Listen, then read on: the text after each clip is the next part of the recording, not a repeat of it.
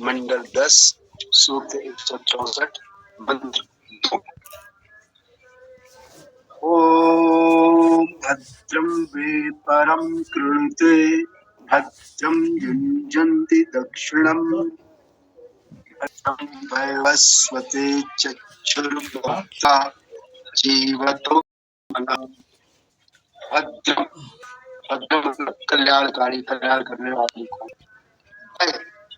वह जो अन्य लोग हैं, दूसरे लोग हैं, प्रणते उनका हम वर्ण करते हैं वर्ण धातु से।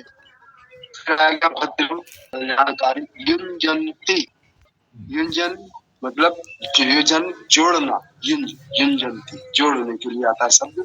उनको हम जोड़ते हैं, उनके साथ लेते हैं, उस आशय में शब्द का इस्तेमाल होता है। तो किसी सर्व कल्याण के लिए। दक्षिणम, दक्षिणम दक्ष शब्द होता है दक्षिणा जो जनता है। दक्ष, दक्ष कुशलता, कौशलपना होना, उसके लिए कहा जाता है दक्ष। उत्साह होना, मन में उमंगित रहना, इसलिए सब इस्तेमाल होता है दक्षिणम। भद्रम वैवस्पते, वैवस्पते वैवस वै बहुत सारे, पते उनके स्वामी। तो भिन्न प्रकार के प्राणियों के स्वामी और प्रभु के आश्रय में, मतलब उसके स्वामी के संरक्षण में। चक्षुर्भोक्ता, चक्षु देखना, प्रकाशित होना।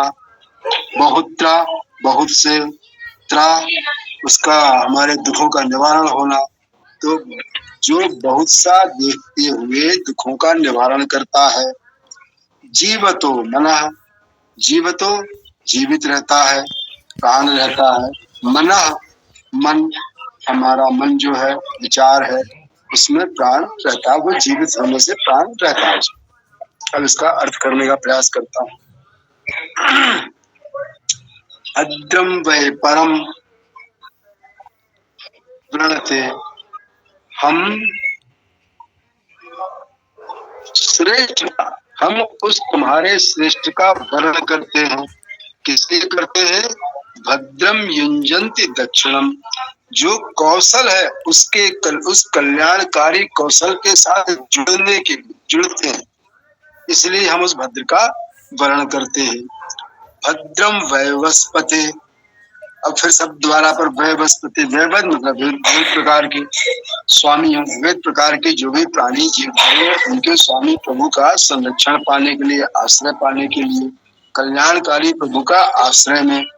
इसलिए चक्षुर बहुत्रा, बहुत सारे हमें बड़े दुखों से त्राण देने के लिए, हमारा संरक्षण करने के लिए जो देखता है।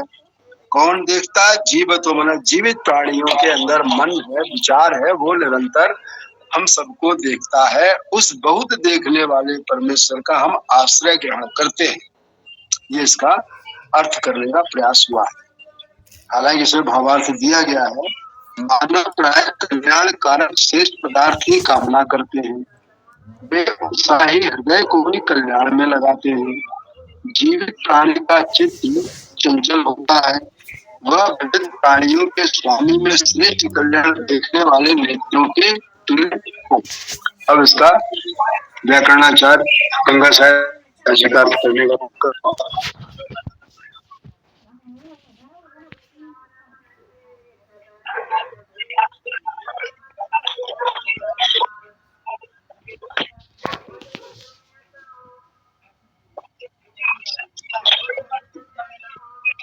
दूसरे मंत्र का अर्थ करते हैं। व्याकरणाचार्य वो लिखते हैं, जीवित व्यक्ति के संकल्प विस्तृत होते हैं, महान होते हैं, उत्तम एवं काम अभिलाषा योग्य वस्तु को चाहने वाले एवं उत्तम फल के इच्छुक होते हैं।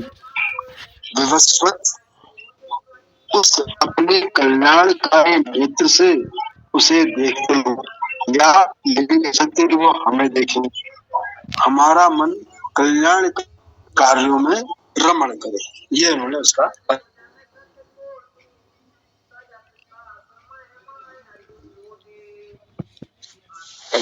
गुरुदेव आर्य समाज का कहिए तो पढ़ दो जी, पढ़ दे जी। लोग भद्रम शोभन वै ही वरम वर्णीय फल को वृणते चाहते हैं।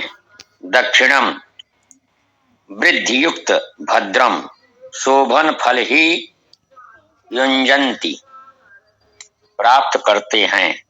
वैवस्वते विविध प्राणियों के स्वामी परमेश्वर के लिए चक्षु दृष्टि भद्रम शोभन हो। जीवतः जीवित प्राणी का मन धहुत्रा बहुत विषयों में जाने वाला होता है। अब इसका भावार्थ है, शोभन एवं वर्णीय फल को ही लोग चाहते हैं, वृद्धि युक्त शोभन फल को प्राप्त करते हैं। विविध प्राणियों के स्वामी परमेश्वर के लिए हमारी दृष्टि शोभन हो। जीवित प्राणी का मन बहुत विषयों में जाने वाला होता है। धन्यवाद गुरुदेव। यह प्रस्ताव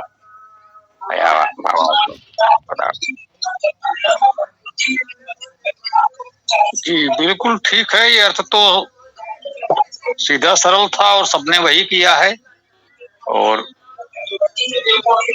कल्याणकारी दक्षता को प्राप्त करने की बात है, उत्तम वर्णी को प्राप्त करने की बात है। ब्रह्म है, उसको फल कह दिया या कोई कुछ और कह दे, ब्रह्म का अर्थ वर्णी तो है ही। वो ठीक है, कुल मिला करके कोई बहुत ऐसी बात नहीं है, उत्तम अर्थ है।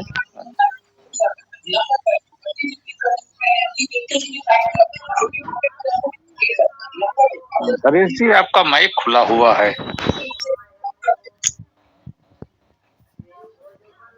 हाँ, एक चीज आवाज आई थी हमारी पूरी की कहीं बीच में टूटी थी? नहीं, गंगा सहाय शर्मा जी तक का आपने पूरा पढ़ दिया था, वहां तक तो सब कुछ ठीक आया है, कोई समस्या नहीं हुई है। ठीक।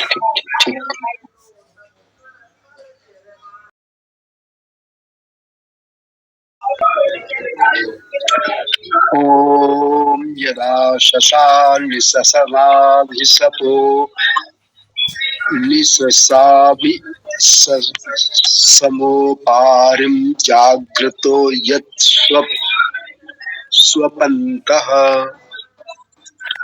अग्निर्विश्वान्यप दुष्कृतानि जुष्टान्यारे अस्मद्दधातु यदा ससा यत आससा, यत मतलब जो, आससा आस धातु असली आस है, तो आस से मतलब आशा रखना, किसी के प्रति हमें आश्वस्त हो।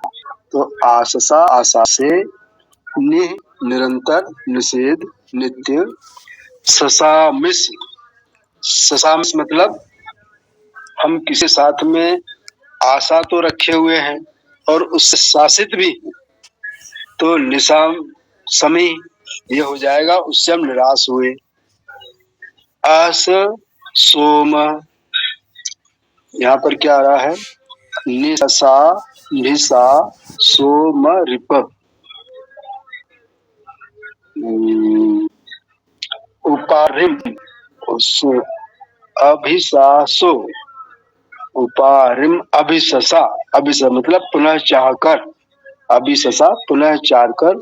फिर उसके बाद आया उपारिम, अगला शब्द इसमें जोड़ा उन्होंने, उप समीप से अरिम जाना आना, रि धातु इसमें गत्यात्मक आती है, तो समीप जाए या पाए।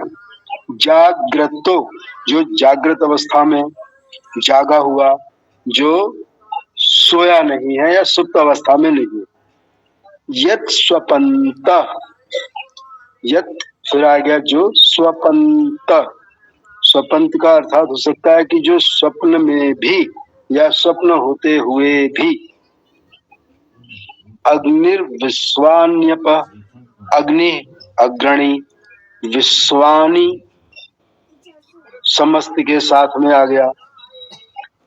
अप विश्वानी विश्वान्यप, अप जो गिरावट के आसन प्रयुक्त होता है आपके लिए।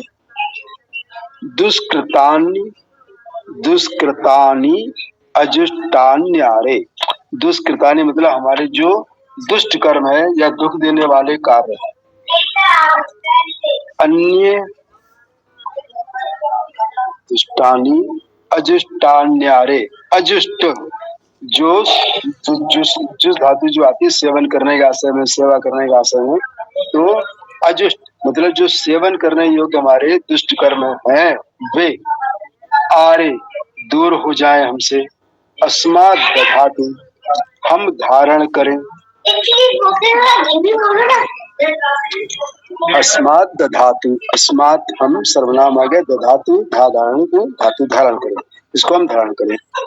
यदा ससा जो आशा से निराशा और पुनः चाहकर भी हमें प्राप्त होता है, वह जागृत स्वप्न के समान जागृत है।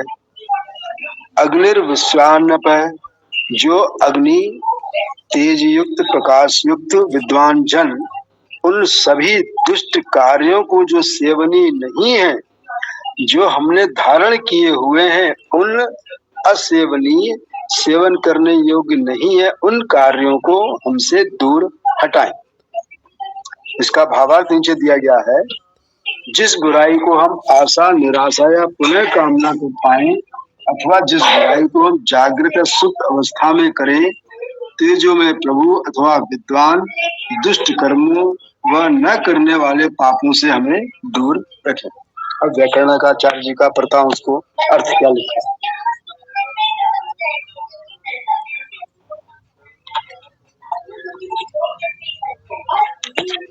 व्याकरणाचार्य जी ने इसको संबोधन से शुरू किया है कि हे अग्नि मतलब अग्रणी, या अपन उसको भौतिक अग्नि भी कई बार कह देते हैं। हम आशावान होकर, आशा रहित होकर अभिलाषा पूरी करने पर जागते समय अथवा सोते समय जो बुरे कर्म करते हैं, तो यहाँ पर एक शब्द आया शुरू में, आशावान होकर, आशा रहित होकर। कई बार हम बड़ी आशाएं लगा लेते हैं, आज मैं ये करूंगा, आज ऐसा हो जाएगा, वहां से ये मिलेगा, मुझे वो प्राप्ति होगी, ये हो जाएगा, वो हो जाएगा। और कई बार हम निराश भी होते हैं, अरे उसके पास में था, ये भी नहीं हो पाया, उसके पास गया था तो वो भी नहीं हुआ, तो उस तरह से हम निराश भी रहते हैं। और कई बार क्या होता है कि हम अभिलाषा पूरी करने के आश्रय में जागते समय तो सब कर रहे हैं, और सोते समय कई बार हम स्वप्न भी देखते हैं। तो उन सारे बुरे कर्मों को उन्हें तुम हमसे दूर ले जाओ, अर्थात जो हमने स्वप्नावस्था में भी किए हुए हो उन्हें हमसे दूर कर दो, जो हमारे को दुष्ट कर्म अर्थात क्लेश देने वाले हैं, जो पाप कर्म है, हमसे दूर हो जाए। इस तरह से व्याकरणाचार्य जी ने किया हुआ है। धन्यवाद।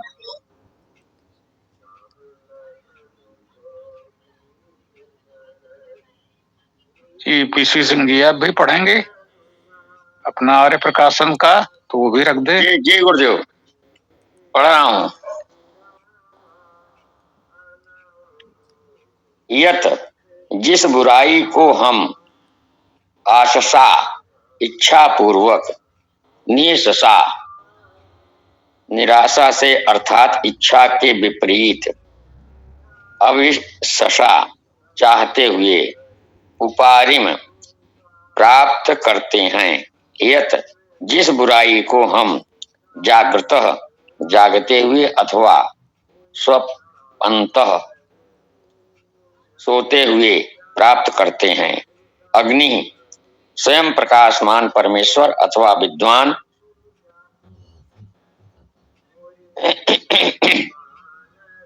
अजुष्टानि न सेवनीय अथवा न सेवित की गई विश्वा समस्त दुष्कृतानि बुराइयों को अस्मत् हमसे आरे दूर अपदधातु रखें। भावार्थ, हम इच्छा पूर्वक अथवा अनिच्छा पूर्वक अथवा बार बार चाह करके जो बुराई प्राप्त करते हैं, जो सोते हुए और जागते हुए प्राप्त करते हैं, ऐसी समस्त असेवनीय एवं न की गई हुई भविष्य में होने वाली बुराइयों को परमेश्वर और विद्वान हमसे दूर रखें। धन्यवाद गुरुदेव।